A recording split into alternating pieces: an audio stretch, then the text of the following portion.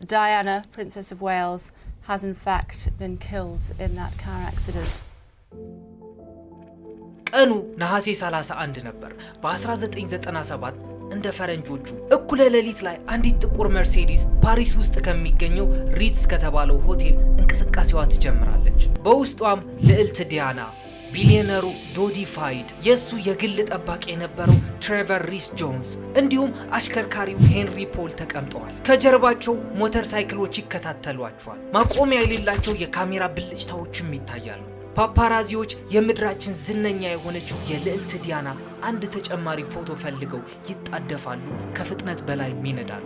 ያኔ ማህበራዊ ሚዲያ ባልነበረበት ዘመን አንድ የልዕልት ዲያና ፎቶግራፍ ከ1000 እስከ $10,000 ይሸጥ ነበር።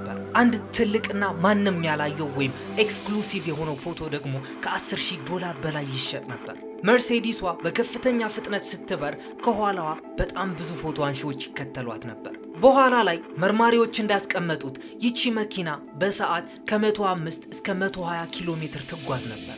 በአካባቢው የተፈቀደው የፍጥነት ገደብም 50 ኪሎ ሜትር ነበር። ከሌሊቱ 6:25 አካባቢ መርሴዲሷ ወደ ፖንት ዲ ለአልማ መተላለፊያ ዋሻ ገባች። ከሰከንዶች በኋላም ነበር አደጋው የተከሰተው። ተሽከርካሪዋ ቁጥጥር አጥታ ከዋሻው 13ኛው የኮንክሪት ምሰሶ ጋር ተጋጨች። ቢሊዮነሩ ዶዲ ፋይድ ወዲያውኑ ህይወቱ አለፈ። ሹፌሩ ሄንሪ ፖልም እንደዛው። ነገር ግን የዶዲ የግል ጠባቂው ትሬቨር ሪስ ጆንስ በህይወት ተረፈ። ልዕልት ዳያና አሁንም ድረስ በህይወት ነበረች። ቀጥሎ የተከሰተው ነገርም በታሪኩ እጅግ በጣም አከራካሪ የሆኑ ነጥቦችን ያስነሳል። አያችሁ፣ አደጋው ከተከሰተበት ቦታ በ6 ኪሎ ሜትር ርቆ የሚገኝ ፒቲ ሳልቫቲር የተባለ ሆስፒታል አለ። በኖርማል ፍጥነት እያሽከረከራችሁ ከ10 እስከ 15 ደቂቃ ሊፈጅባችሁ ይችላል። ይሁን እንጂ ዲያና አደጋው ከደረሰ ከ1 ሰዓት ከ43 ደቂቃ በኋላ ነበር ሆስፒታሉ ጋር የደረሰችው። አምቡላንሱ ያ6 ኪሎ ሜትር 48 ደቂቃ ነበር የፈጀበት። እናም ጥያቄዎቹ በዚህ አላበቁም። የፎረንሲክ መርማሪዎች በጥቁር መርሴዲስ ላይ ነጭ ቀለም ያገኛሉ። ይህም ከአደጋው ጥቂት ቀደም ብሎ ከነጭ ፊያት ጋር ንክኪ እንደነበራት የሚያሳይ ነው። እስካሁን ድረስ የነጯ ፊያት በአደጋው የነበራት አስተዋጽኦ ሚስጥር ሆኖ ቀጥሏል። መርማሪዎች ሹፌሩ ሄንሪ ፖል መጠጥ ጠጥቶ እንደነበር ይናገራሉ። ያ በህይወት የተረፈው ሰው ግን ምን ስለሆነ ነበር? ቀበቶ አስሮ ስለነበር ነው። ማስረጃዎች እንደሚጠቁሙት ከሆነም ዳያና፣ ሄንሪና ዶዲ ቀበቷቸው አላሰሩም ነበር። ፀሐይ ስትወጣ ዜናው የዓለምን ማዕዘናት ሁሉ አዳረሰ። ልዕልት ዲያና አርፋለች ተባለ። ከ30 ዓመታት በኋላም ሰዎች አሁንም በዚያች ምሽት ስለተከሰተው ነገር ይከራከራሉ። ነገሩ እንዲህ ድንገተኛ አደጋ ነበር ወይስ አልነበረም? CIA ወይስ ሞሳድ ነው ያለበት? ጥቂት ደቂቃዎች ወደሚፈጀው ሆስፒታል ለመድረስ ለምን ያን ያክል ሰዓት ፈጀ? ከነጯ ፊያት መኪና በስተጀርባ ያለው ታሪክስ ምንድን ነው? እናስ ለምንድን ነው ሰዎች እስካሁን ድረስ ከታሪኩ በስተጀርባ የተደበቀ ሚስጥር እንዳለ የሚያምኑት? ስለዚህ እዚህ ፓርት ላይ ልብ ብላችሁ እንድታደምጡኝ እፈልጋለሁ። ሴራዎቹን ከመተንተናችን በፊት ዲያና ወደ ፓሪስ ጉዞ ከማድረጓ በፊት መጀመሪያ ላይ ዲያና ማን እንደነበረች ማወቅ ይኖርብናል። ምክንያቱም በ1997 በሚሊዮኖች የሚቆጠሩ ሰዎች ያለቀሱላት ያቺ ሴት ስትወለድ ልዕልት ሆና አልነበረም። እሷ ፍቅርን አጥብቃ የምትፈልግ ብቸኛ ሴት ነበረች። እናም ያ የፍቅር ፍላጎቷ ነበረ በኋላ ላይ ህይወቷ ውስጥ ለወሰነቻቸው ውሳኔዎች ኃላፊነት የሚወስደው። ውቢቷ ዳያና ፍራንሲስ ስፔንሰር የተወለደችበት ቀን ነሐሴ 1 በ1961 እንደ ፈረንጆቹ ነበር።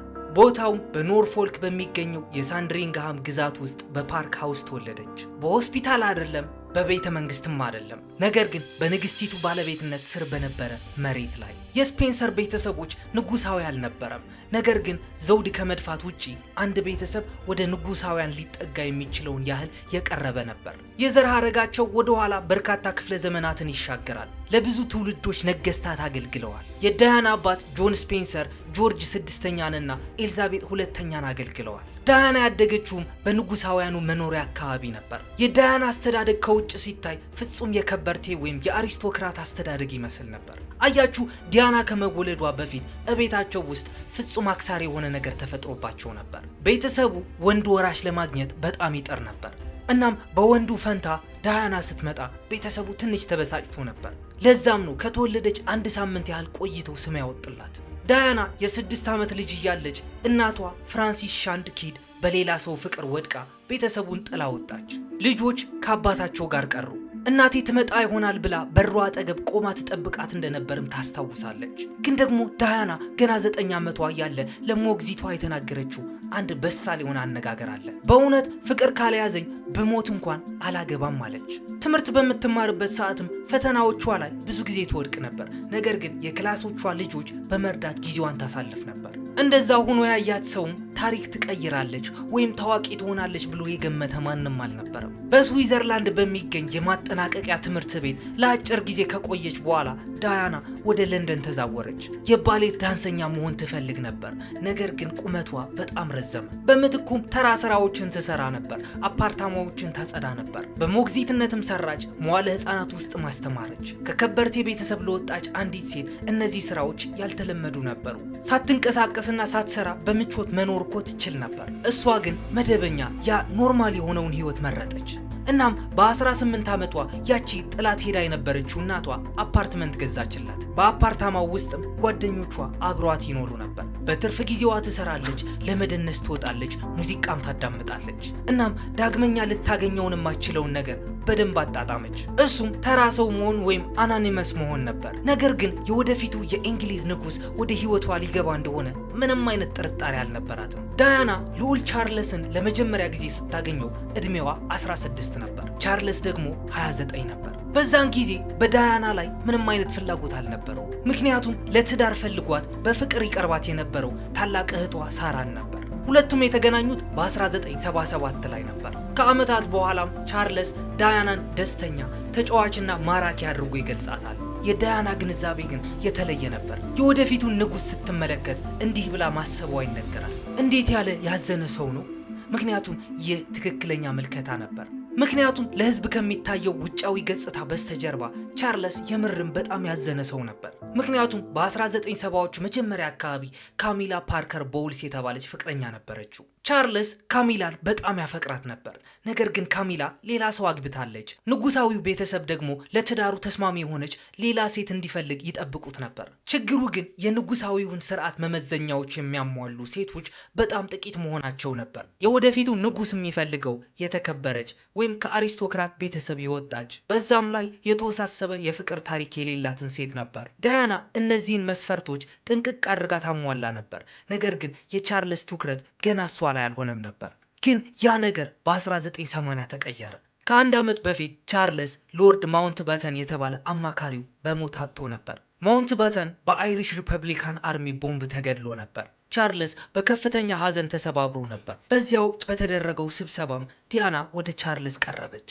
ስለ ቀብር ስነ ስርዓቱ አነሳችለት። ስለ ሐዘኑ እንዴት ራሱን መጠበቅ እንዳለበትም ትነግረው ጀመር። በዙሪያው ካሉ ሌሎች ሰዎች በተለየ መልኩ እሱን እንደ ልዑል ሳይሆን እንደ ተራ ሰው ነበር ስታናግረው የነበረው። ግን ከጊዜ በኋላ ዲያና እንደምትለው ከሆነ ያ ክስተት ትልቅ ተጽዕኖ ነበረው። ምክንያቱም በጥቂት ወራት ውስጥ ነበር ግንኙነታቸው በፍጥነት እያደገ የመጣው።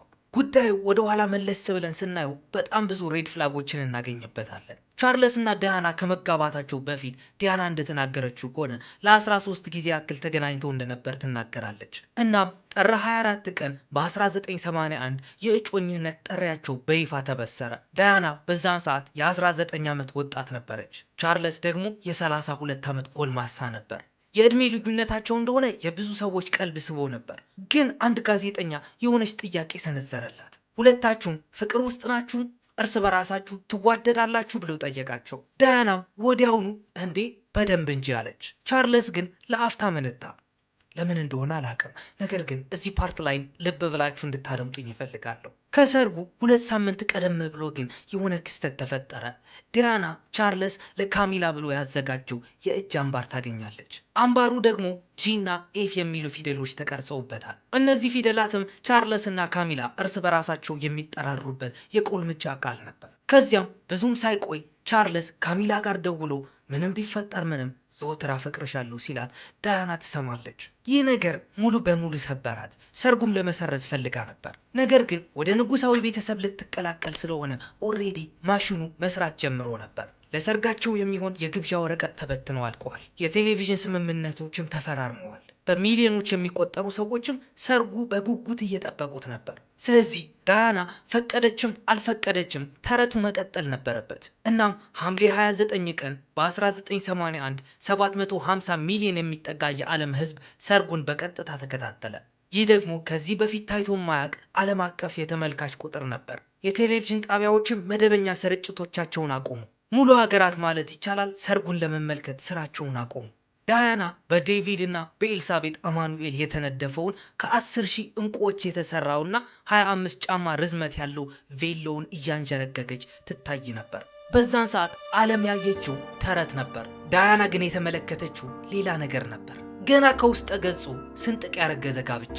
እናም እነዛ ስንጥቆችን ለመደበቅ የማይቻልበት ጊዜ በጣም ቅርብ ነበር። አያችሁ፣ ሰርጉ ተረት ነበር ከተባለ ሃኒሞናቸው ደግሞ እውነታው ነበር። እንዴት እንደሆነም ላስረዳችሁ። ቻርለስ እና ዳያና ብሪታንያ በተሰኘችው የንጉሳዊ ቤተሰብ ጀልባ ላይ ተሳፍረው በሜዲተራኒያን ባህር ላይ ተጓዙ። ይህ አብሮነታቸው አዲስ ህይወታቸውን መጀመሪያ መሆን ነበረበት። ግን ደግሞ እርስ በራሳቸው እንደማይተዋወቁ አክት ሲያደርጉ የሚያሳይ ምስል ይፋ ወጣ። ዳያና የልብ ወሬ፣ ፍቅርና መቀራረብን ትሻ ነበር። ቻርለስ ግን ብቸኝነትን፣ መጻሕፍትን፣ ስዕል መሳልና ፍልስፍናን ይሻ ነበር። በሃኒሙናቸው ላይ እንኳን የካሚላ ጥላ አልተለያቸውም ነበር። ዳያና በቻርለስ ዕቃዎች መካከል የተደበቀ የካሚላ ፎቶግራፍ አገኘች። ብቻ ጊዜያቸው ፍጹም ተራርቆ ነበር ያሳለፉት። ኦፍኮርስ ይጨቃጨቁም ነበር። ተረቱ ቀድሞውኑ አብቅቶለት ነበር። ነገር ግን ዓለም ያንን ነገር አላወቀችም ነበር። እናም ሰኔ 21 ቀን በ1982 ዳያና ልዑል ዊሊያምን ወለደች። የዚህ ልጅ ልደት እንኳን በራሱ የንጉሳዊ ቤተሰብ ሪከርድ የሰበረ ነበር። ከ9 ወራት በኋላም ሌላ ፍልሚያ ተቀሰቀሰ።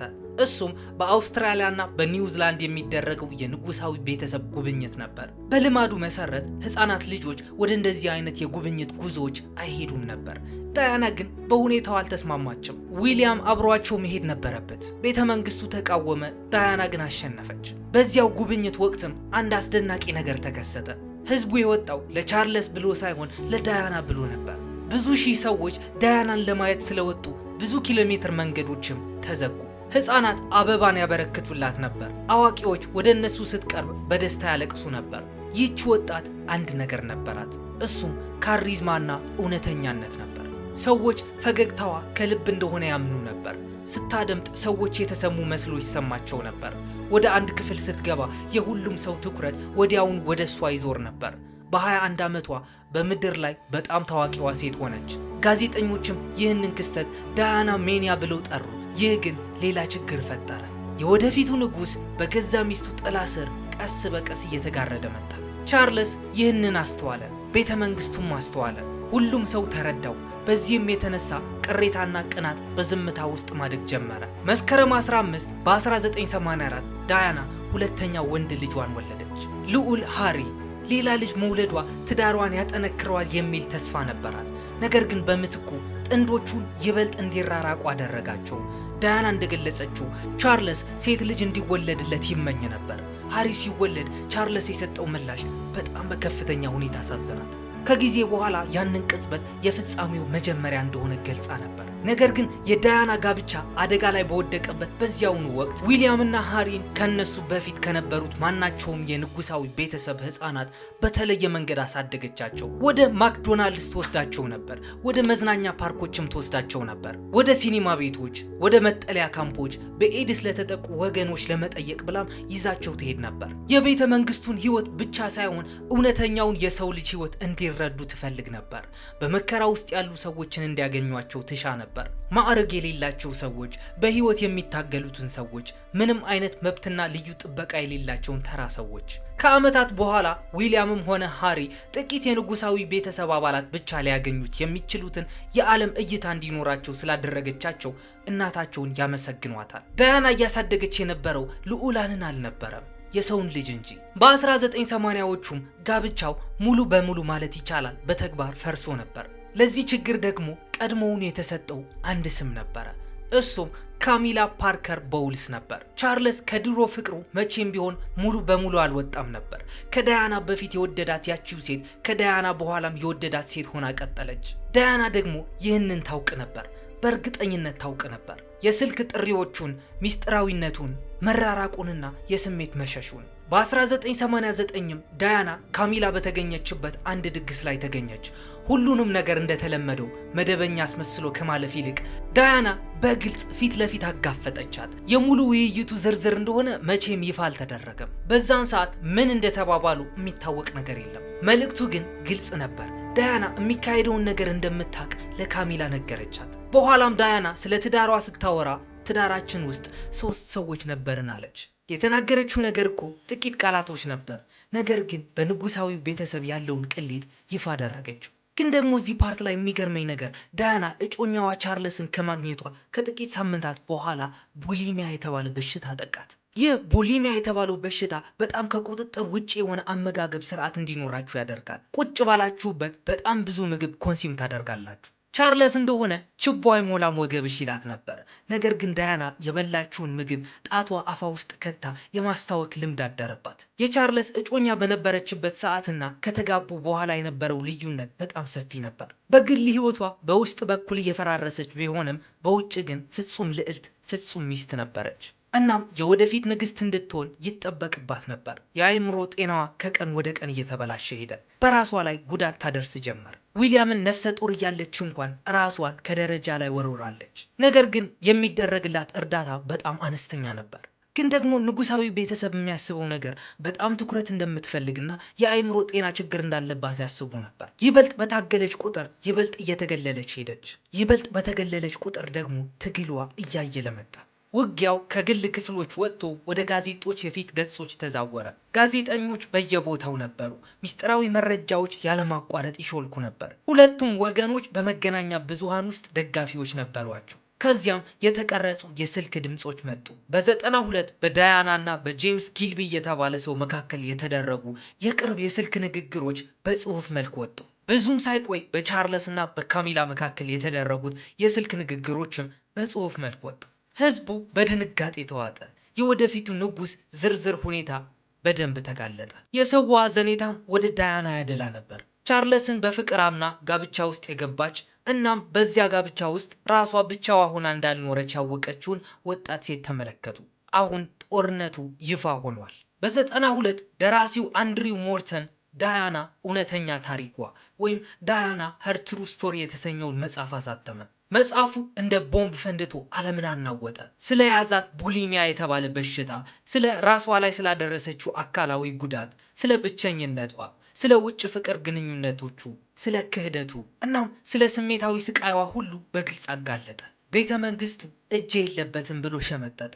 እናም በ92 ላይ የነበረው ተረት በይፋ ከተመ። መስከረም 9 ቀን የእንግሊዝ ጠቅላይ ሚኒስተር ጆን ሜጀር በፓርላማ ፊት ቆመው ልዑል ቻርለስ እና ልዕልት ዳያና መለያየታቸውን አወጁ። ይሁን እንጂ ዳያና ከሚዲያ ፊት ትጠፋለች ተብሎ ተጠብቆ ነበር። ይልቁንም ስሟ እየገነነ መጣ። በአጠቃላይ ህዝቡ ያደላው ወደ ዳያና ብቻ ነበር። እናም ለመጀመሪያ ጊዜ ዳያና ከልዑል ቻርለስ ሙሉ በሙሉ ነፃ በሆነ የራሷን ማንነት መገንባት ጀመረች። ዓለምም እያዳመጣት ነበር። አብዛኞቹ ዝነኞች ካሜራዎችን የሚጠቀሙት ለታዋቂነት ነው። ዳያና ግን ካሜራዎችን እንደ መሳሪያ ትጠቀምባቸው ነበር። በ1980ዎቹ ከኤድስ የበለጠ ፍርሃትን የገዛ በሽታ ጥቂት ነበር። ሰዎች በንክኪ እንደሚተላለፍ ያምኑ ነበር። ህመምተኞች ይተዉ ነበር። ቤተሰቦችም ይገለሉ ነበር። በዚያን ጊዜ ዳያና በጣም ቀላል የሆነ ነገር አደረገች። ሚያዝያ ወር ላይ በ1987 ለኤችአይቪ ህሙማን ብላ አንድ ተቋም ከፈተች። ካለምንም ጓንት፣ ካለምንም ፍርሃትና ማቅማማት ዳያና ህመምተኞቹን በእጇ ስትጨብጣቸው የሚያሳይ ምስል ወጣ። በዛ ምክንያትም ነበር ለዓመታት የዘለቀው በኤችአይቪ የሚደርሰው መገለል እንዲሰበር ያደረገችው። ብቻ በአጠቃላይ መከራ ባለበት ሁሉ ዳያና ትሄድ ነበር። የለምጽ ህመምተኞች፣ የካንሰር ህክምና ክፍሎች፣ የቤት አልባዎች መጠለያዎች፣ የሱስ ማገገሚያ ማዕከላት፣ የህፃናት ሆስፒታሎች። እሷ ዝም ብላ አይደለም የምትጎበኘው፣ ከሰዎቹ ጋርም ትቀራረብ ነበር። በአልጋዎቻቸው ላይ ትቀመጣለች፣ እጆቻቸውንም ትጨብጣቸዋለች። ከዛም ስማቸውን ታስታውስ ነበር። እናም ህዳር 20 ቀን በ1995 ጋዜጠኛ ማርቲን በሽር ለቢቢሲ ፓኖራማ ፕሮግራም ከዳያና ጋር ተቀመጠ። ከ20 ሚሊዮን በላይ ህዝብም ተከታተለው። ያ ቃለ መጠይቅ ሁሉም ነገር ቀየረው። ዳያና ስለ ትግሏ በግልጽ ተናገረች። ስለ ደረሰባት ጭንቀትና ዲፕሬሽን፣ ስላለባት የቡሊሚያ በሽታ፣ ስለ ትዳሯና ስለ ብቸኝነቷ አወራች። በመቀጠልም እጅግ ዝነኛ የሆነው አረፍተ ነገር የተናገረችውም እዚህ ፓርት ላይ ነበር። በዚህ ጋብቻ ውስጥ 3 ሆነን ነበር፣ ስለዚህ ትንሽ ጠበብ ብሎ ነበር አለች። ለዓመታት ወሬዎች ሲናፈሱ ቆይተው ነበር። አሁን ግን ዳያና ራሷ አረጋገጠችው። ቤተ መንግስቱ በከፍተኛ ሁኔታ ተቆጣ። ንጉሳዊው ስርዓት በቀላሉ ሊደፈር የሚችል መስሎ ታየ። ቃለ መጠይቁ ቻርልስ ንጉስ ለመሆን ስላለው ብቃትም ጥያቄዎችን አስነሳ። ቤተ መንግስቱ እንዲሁ ዝም ብሎ ሊያልፋቸው የማይችላቸውን ጥያቄዎች ነበሩ። ጋብቻውም በይፋ አከተመ የተባለው በ1996 ላይ ነበር። ከ15 ዓመት አብሮነት በኋላ ቻርልስና ዳያና ተፋቱ። ዳያና ከፍተኛ መጠን ያለው የገንዘብ ስምምነት ያገኘች ሲሆን በኬንሲንግተን ቤተ መንግስት የመኖር መብቷም ተከበረላት። ነገር ግን ለእሷ ትልቅ ትርጉም የነበረው አንድ ነገር አጣች። እሱም ግርማዊነታቸው ወይም ዮር ሃይነስ የሚል የክብር ማዕረግ ነበር። ከዚያን ጊዜ ጀምሮ እሷ ዳያና የዌልስ ልዕልት ተብላ ብቻ የምትጠራ ሲሆን ግርማዊነታቸው የሚለው ማዕረግ ተሰረዘ። ግን መሆን የምትፈልገውን ሰው ሆነች። ከፍቺው በኋላም ሴሌብሪቲ ነበር የሆነችው። እያንዳንዱ እንቅስቃሴዋ ዓለም አቀፍ ዜና ሆነ። እያንዳንዱ ግንኙነቷ አርዕስተ ዜና ሆነ። እያንዳንዱ ፎቶግራፏ የጋዜጦች የፊት ገጽ ሆነ። ከዚያም ከሀያላን ሰዎች ፍላጎት ጋር የሚያጋጫት አንድ ስራ ጀመረች። እሱም ጸረ ፈንጂዎች ወይም ላንድ ማይንስ ነበሩ። ዳያና ከመሞቷ ከትንሽ ወራት በፊት ማለት ደግሞ ጥር ወር ላይ በ1997 ወደ አንጎላ አቅንታ ነበር። አገሪቱ አሁንም ለዓመታት በዘለቀው ጦርነት ጠባሳ ተጎድታ ነበር። በሚሊዮኖች የሚቆጠሩ ፈንጂዎች በየመንገዶቹ፣ በየመንደሮቹና በየእርሻ ቦታዎቹ ተቀብረው ቀርተው ነበር። ሕፃናት አካላቸው እየጎደለ ነበር። ቤተሰቦች በፍርሃት ይኖሩ ነበር። በአጠቃላይ ማህበረሰቡ ወጥመድ ውስጥ ገብቶ ነበር። ዳያናም የደህንነት መከላከያ ልብስ ለብሳ እነዛ ፈንጂዎች ተቀብረውበታል በተባሉ ቦታዎች መመላለስ ጀመረች። አንዳንድ ፖለቲከኞች ሁሌም እንደሚያደርጉት ተቿት፣ ሌሎች ደግሞ በፖለቲካ ውስጥ ጣልቃ እየገባች ነው ብለው ከሰሷት። እሷ ግን ኦፍኮርስ ግድ አልሰጣትም። ይህ እንቅስቃሴዋም ነበረ የጸረ ሰው ፈንጂዎችን ለሚያግደው የኦታዋ ስምምነት ወይም ኦታዋ ትሪቲ መፈረም አስተዋጽኦ ያደረገው። ዳያና እዚህ ፓርት ላይ የሆነ ነገር አስመስክራለች፣ የንጉሳዊው ስርዓት እንደማያስፈልጋት። የእሷ ተጽዕኖ ዓለም አቀፋዊ ሆኗላ። ግን ደግሞ ህዝቡ ለዓመታት በዳያና የፍቅር ህይወት ላይ አብዝቶ ተጠምዶ ነበር። ከቻርልስ በኋላ ከነበሯት በጣም አስፈላጊ ግንኙነቶች መካከል አንዱ ከፓኪስታናዊው የልብ ቀዶ ጥገና ሐኪም ሐስናት ኻን ጋር የነበራት ግንኙነት ነበር። የብዙ ጓደኞቿ እምነት ሐስናት ኻን በዳያና ህይወት ውስጥ የእውነተኛ የህይወት ፍቅሯ እንደነበረ ነው። እንደ ከበርቴዎች ወይም እንደ ንጉሳውያን ዘር አልነበረም። በሆስፒታል ውስጥ ለረጅም ሰዓታት በስራ ተጠምዶ የሚያሳልፍ ሰው ነበር። ከሱ ጋር ጊዜ ለማሳለፍ ብላ በሚስጥር ሆስፒታሎችን ትጎበኝ ነበር። ግን ደግሞ የፓፓራዚዎቹ ትኩረት እንደምታውቁት ነው ሁኔታው እንዲፋቱ አደረጋቸው። በመቀጠልም ሌላ ሰው መጣ፣ ዶዲ ፋይድ። ዶዲ ፋይድ ማለት ደግሞ የቢሊዮነሩ ነጋዴ የሞሐመድ አልፋይድ ልጅ ነበር። የእነሱ ግንኙነት በታሪክ ውስጥ ከፍተኛ ቁጥር ያለው ፎቶግራፍ ከተነሳባቸውና በርካታ አከራካሪ ጭብጦችን ካስተናገዱ የፍቅር ታሪኮች መካከል አንዱ ሆነ። እነዚህ ሁለት ሰዎች ከዚህ በፊት ታይቶ የማይታወቅ የመገናኛ ብዙሃንን ትኩረት ስበው ነበር። በ97 ላይ ዳያና በሜዲተራኒያን ባህር ላይ በሞሐመድ አልፋይድ የቅንጦት መርከብ ወይም ያት ላይ እረፍቷን አሳለፈች። ፎቶግራፎቿ በመላው ዓለም የሚገኙ ጋዜጦችን አጨናነቁ። ዳያና ወደ ባህር ውስጥ ስትዘል፣ ከዶዲ ጋር አብራ ስትዋኝ፣ ስትስቅ፣ ብቻ ከብዙ ዓመታት ደስተኛ ሆና የታየችበት ዓመት ነው ይላሉ። በስተመጨረሻም ሰላሟን ያገኘች ይመስል ነበር። ነገር ግን የውጭ ገጽታ አታላይ ሊሆን ይችላል። ከእያንዳንዱ ፎቶግራፍ በስተጀርባ መገናኛ ብዙሃን እብደት ውስጥ እየገቡ ነበር። መርከብ ላይ ስትወጣ፣ ከፍቅረኛዋ ጋር ስትዝናና፣ ሆስፒታሎችን ስትጎበኝ ፓፓራዚዎች ይከተሏት ነበር። እንደነገርኳችሁ የእሷ ፎቶግራፎች ከፍተኛ ዋጋ ነበራቸው። መጽሔቶችና ጋዜጦች በከፍተኛ ቁጥር እንዲሸጡ ምክንያት ሆና ነበር። እና ማያችሁ ነሐሴ ወር ላይ በ1997 ዶዲ እና ዳያና ፓሪስ ገቡ። እዛ ከተማ ውስጥ ለመቆየት ያሰቡት ለአጭር ጊዜ ብቻ ነበር። ነገር ግን መቼም ቢሆን ጥለዋት የማይወጡ ከተማ ሆነች። ከሰዓት በኋላና ማታ ላይ ፓፓራዚዎች ዳያናና ዶዲን በፓሪስ ከተማ ውስጥ እንደ ጥላ ይከተሏቸው ነበር። ጫናው ያለ እረፍት እየቀጠለ ነበር። እያንዳንዱ መግቢያ፣ እያንዳንዱ መውጫ፣ እያንዳንዱ እንቅስቃሴ በምስል ተቀርጿል፣ በሰነድም ተደግፏል፣ ተሽጧልም። እናም ማታ ላይ ዳያናና ዶዲ በሞሐመድ አልፋይድ ባለቤትነት ስር ወደሚገኘው የሪትስ ሆቴል ደረሱ። ውጪ ላይ በጣም ብዙ ፓፓራዚዎች ተሰብስበው ነበር። በውስጥ በኩል ደግሞ እቅዶች መቀየር ጀመሩ። የመጀመሪያው ዓላማ ቀላል ነበር፣ ከሆቴሉ መውጣት፣ ወደ ዶዲ አፓርታማ መሄድ፣ ከዛም ፓፓራዚዎቹን ሸውደን እንመለሳለን የሚል ነበር። ግን ከውጭ ያለው ሁኔታ ይበልጥ እየተበላሸ መጣ። የደህንነት ሰራተኞቹ አማራጭ መንገዶችን መወያየት ጀመሩ። የማሳሳቻ ወይም ዲኮይ መኪና ለመጠቀምም ታሰበ። መንገዶች ተቀየሩ፣ ታይም ላይኑም ተስተካከለ። ዓላማው አንድና ግልጽ ነበር፣ ከካሜራዎቹ ማምለጥ። እኩለ ሌሊት እንደደረሰም የሆነ ውሳኔ ላይ ደረሱ። ዳያናና ዶዲ በሪትስ ሆቴል የኋላ መውጫ በኩል እንዲወጡ ተወሰነ። እነሱን ለመውሰድ የምትጠብቃቸው አንዲት ጥቁር መርሴዲስ ቤንዝ ኤስ 280 ነበረች። መሪውን የጨበጠው የሪትስ ሆቴል የደህንነት ኃላፊ ሄንሪ ፖል ነበር። ካጠገቡ ደግሞ ትሬቨር ሪስ ጆንስ ተቀምጦ ነበር። ከኋላ ወንበር ደግሞ ዳያናና ዶዲ ተቀመጡ። በግምት ከሌሊቱ 6:20 ሲል ሆቴሉን ለቀው ወጡ። በጥቂት ደቂቃዎች ውስጥም ታሪክ ለዘላለም ተቀየረ። መርሴዲሷ በፓሪስ ጎዳናዎች በከፍተኛ ፍጥነት እየበረረች ነው። በርካታ ፓፓራዚዎችም በሞተር ሳይክልና በስኩተር እየተከተሏት ነው። በመቀጠልም በትክክል ምን እንደተፈጠረ አሁንም ድረስ ያከራክራል። ይሁን እንጂ አጠቃላይ የክስተቱ ቅደም ተከተል ግልጽ ነው። መኪናዋ ወደ ፖንት ዲ ለአልማ መተላለፊያ ዋሻ ስትቃረብ በከፍተኛ ፍጥነት እየተጓዘች ነበር። መርማሪዎች ከጊዜ በኋላ እንደገመቱት መኪናዋ በሰዓት ከ105 እስከ 120 ኪሎ ሜትር ትጓዝ ነበር። ይህም ከተፈቀደው የፍጥነት ገደብ በላይ ነበር። ወደ ዋሻው ውስጥ እንደገቡ አደጋው ተከሰተ። መርሴዲሷ ቁጥጥር አጣች፣ ከ13ኛው ምሰሶ ጋርም ተጋጨች። የግጭቱ አደጋ አውዳሚ ነበር። ዶዲ ፋይድ ወዲያውኑ ነበር ህይወቱ ያለፈው። ሄንሪም እንደዛው። ዳያና አሁንም በህይወት ነበረች። የአደጋ ጊዜ ደራሽ ቡድኖች በፍጥነት ደረሱ። ፈረንሳውያን ሐኪሞች በቦታው ላይ ሕክምና መጀመር ጀመሩ።